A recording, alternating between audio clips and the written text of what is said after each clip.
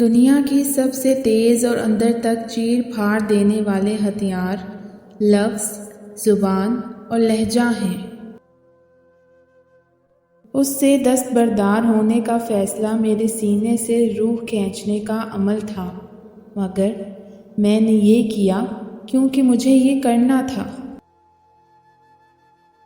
خود کو کسی کی ذات کا اتنا عادی نہیں کرنا چاہیے کہ جب ہمیں اس شخص کی ضرورت ہو تو وہ میسر نہ ہو۔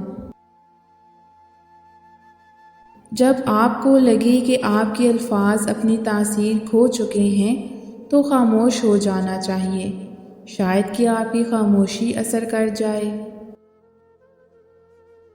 بہت سے درد ایسے ہوتے ہیں جنہیں ہم سر درد کا نام دیتے ہیں۔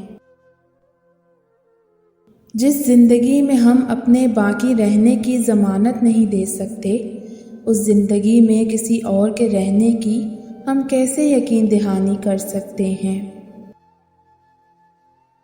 کچھ لوگ ایسے بھی ہوتے ہیں، انہیں جب بھی ملو اپنے آپ سے ملاقات ہو جاتی ہے۔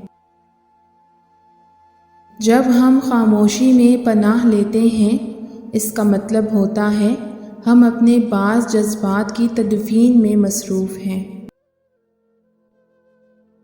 مجھے تم سے محبت ہے اور نہ ہی تمہارے خد و خال سے۔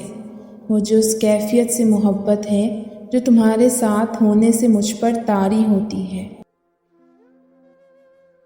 آپ کے ساتھ مجھے وہ کچھ بولنے کا حوصلہ بھی ہوا جو میں صرف اپنے آپ سے بولا کرتا تھا۔ مرد اس عورت کے ساتھ جھوٹی محبت کرتا ہے، صرف جسمانی تعلق رکھنا چاہتا ہے جس عورت سے وہ نکاح کرنے سے انکار کرے۔